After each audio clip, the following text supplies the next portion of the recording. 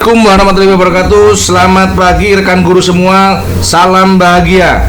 Pada jurnal pembelajaranku topik 2, pengantar pendidikan anak berkebutuhan khusus, saya mengambil tema keberagaman peserta didik dan pendidikan inklusif pada piloting PPG Guru 2024. Baik, pemaparan saya pada jurnalku kali ini hanya membahas keragaman peserta didik. Selanjutnya untuk pendidikan inklusif saya paparkan untuk sesi selanjutnya.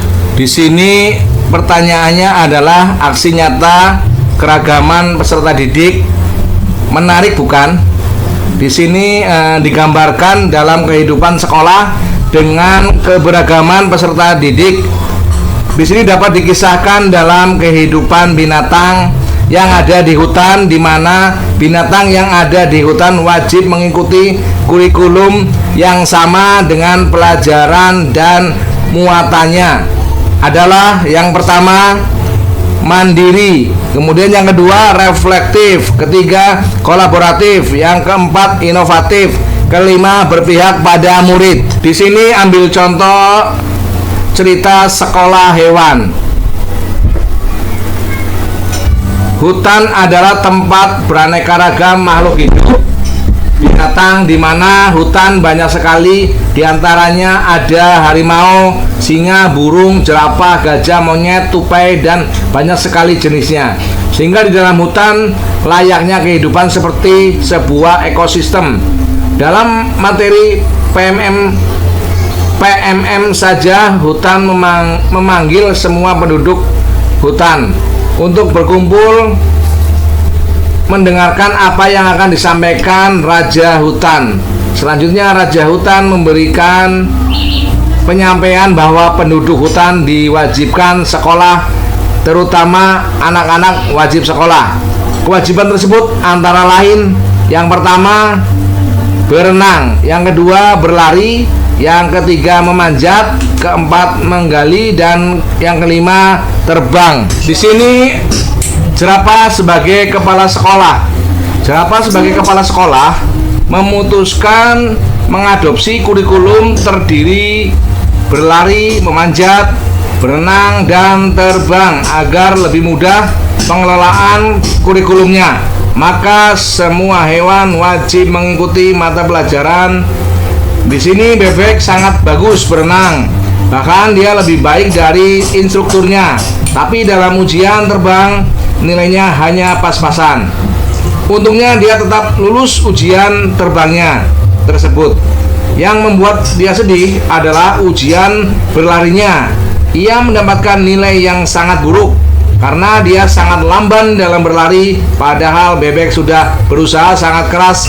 Dia tinggal di sekolah setelah sekolah usai untuk latihan berlari.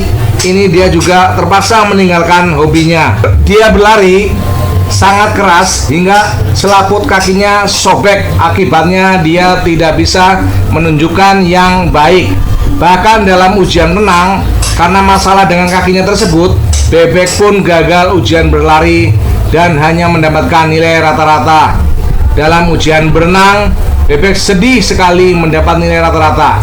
Namun di sekolah tidak ada yang peduli di sekolah tentang kesedihannya. Menurut guru-gurunya, nilai rata-rata bebek sudah memenuhi ketuntasan minimal atau KKN, jadi tidak masalah. Kelinci tadinya senang karena ia selalu mendapatkan nilai yang bagus di pelajaran berlari, tapi akhir-akhir ini semangat belajarnya menurun drastis. Ia lelah karena hampir setiap hari harus mengikuti kelas remedial untuk berenang.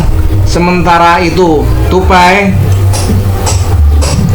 tupai adalah hewan yang sangat baik dalam memanjat pohon.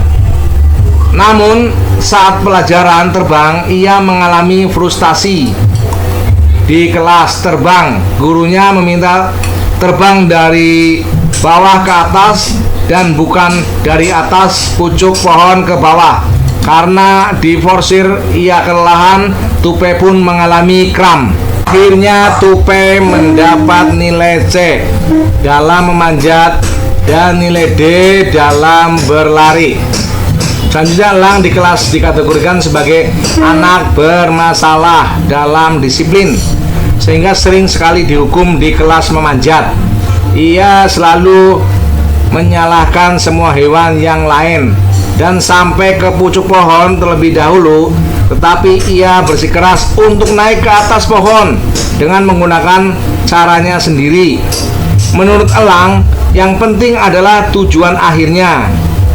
Ia akhirnya juga tidak lulus walaupun gurunya sudah memintanya untuk terbang dari dia, tetapi tidak mau mendengarkan sekolah.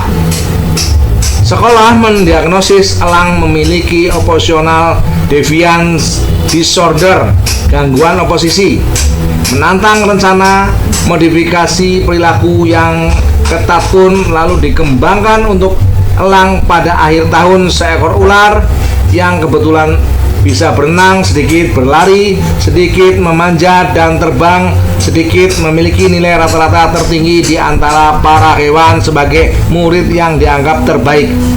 Dia di kita mengucapkan pidato akhir tahun mewakili hewan-hewan lainnya.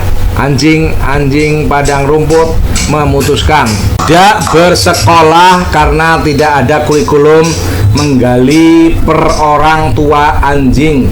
Kemudian lebih memilih mengirimkan anak-anaknya untuk magang kepada musang sambil terus mengkritisi kebijakan sekolah hewan. Dari yang dipelajari pada PMM topik 2, pengantar anak berkebutuhan khusus, dengan pilihan pelajaran dengan tema keberagaman peserta. Kesimpulan, cerita diceritakan pada sekolah hewan, yaitu kesimpulan materi tentang tema keragaman peserta didik adalah kita dapat mengambil contoh gambaran cerita pada kehidupan sekolah hewan.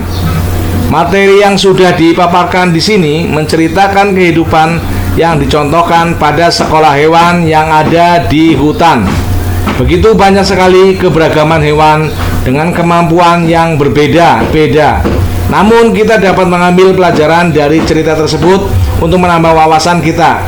Bagaimana peranan jerapah sebagai kepala sekolah memberikan aturan-aturan yang betul-betul dijalankan oleh para siswa hewan tersebut. Walaupun jelas kemampuan para hewan berbeda-beda, namun di sini ada nilai perjuangan yang begitu gigih, namun tetap memberikan penilaian sesuai kemampuan masing-masing hewan. Coba kita perhatikan hambatan-hambatan yang dialami para hewan, namun mereka tetap berusaha maksimal. Walaupun yang kita tahu tidak mungkin semua itu mengacu kepada yang pertama melihat dari sisi kemampuan, yang kedua berbeda jenis hewan, kemudian yang ketiga kemampuan yang dimiliki para siswa hewan. Namun di sini tetap mengacu pada kurikulum yang ada, yaitu berenang, berlari, memanjat, menggali, terbang. Semua siswa tanpa melihat keberagaman tetap melaksanakan kurikulum yang disampaikan kepala sekolah jerapah. Selanjutnya, alur pelaksanaan pendidikan keberagaman dapat digambarkan. Pertama, dari PPDB, selanjutnya identifikasi, asesmen, profil anak, perencanaan pembelajaran, pelaksanaan pembelajaran, penilaian dan evaluasi pembelajaran.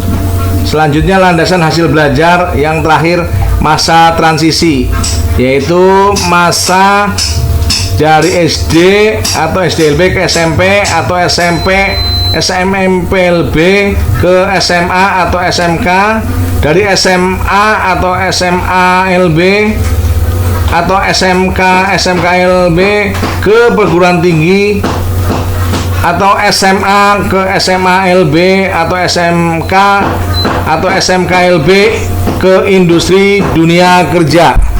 Alur pelaksanaan pendidikan keberagaman. Yang pertama, faktor mobilitas. Yang kedua, universal design learning dalam penyelenggaraan pendidikan inklusif. Ketiga, perencanaan pembelajaran berdasarkan profil belajar peserta didik. Kemudian yang keempat, proses pelaksanaan pembelajaran. Yang kelima, program pendidikan individual. Keenam, penilaian pelaksanaan pembelajaran. Dan yang terakhir, ketujuh, laporan hasil belajar. Selanjutnya untuk refleksi, yang pertama, pemahaman baru apa yang Anda dapatkan setelah mempelajari keberagaman peserta didik. Kemudian yang kedua, bagian manakah dari konsep pendidikan keberagaman dan kaitannya dengan pembelajaran yang menantang. Ketiga, hal-hal lain apakah yang ingin Anda pelajari terkait dengan pembelajaran keberagaman peserta didik dan kaitannya dengan pembelajaran.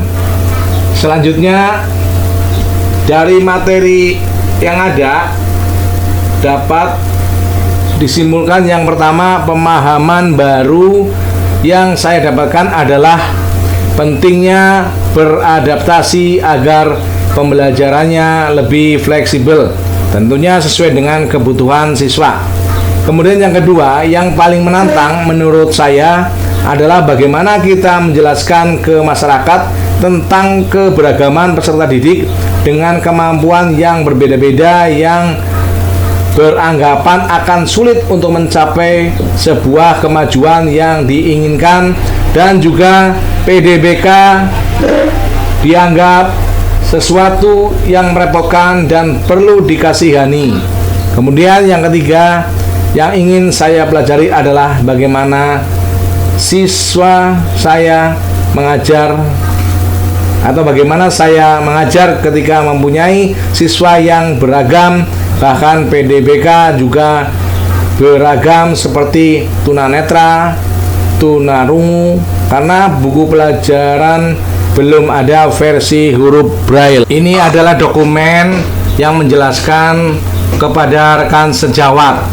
Di sini ada 4 foto yang dapat dilihat. Berikut umpan balik dari Bapak Hadi Mulyadi. Terima kasih Pak, pemaparannya tentang pendidikan inklusif dan keragaman peserta didik sudah sangat jelas. Saya akan menerapkan manajemen inklusif di kelas saya. Kemudian dari Bapak Fajar Alam SE, pendidikan inklusif dan keberagaman peserta didik untuk semua. Terima kasih atas pemaparannya Pak. Saya jadi paham konsep pendidikan inklusif dan keberagaman peserta didik. Kemudian dari Bapak Wahyu Hardianto SPD, terima kasih Pak, pemaparannya yang disampaikan sudah jelas sekali. Demikian Bapak Ibu pemaparan dari saya, mudah-mudahan bermanfaat. Terima kasih atas perhatiannya. Saya akhiri, wassalamualaikum warahmatullahi wabarakatuh.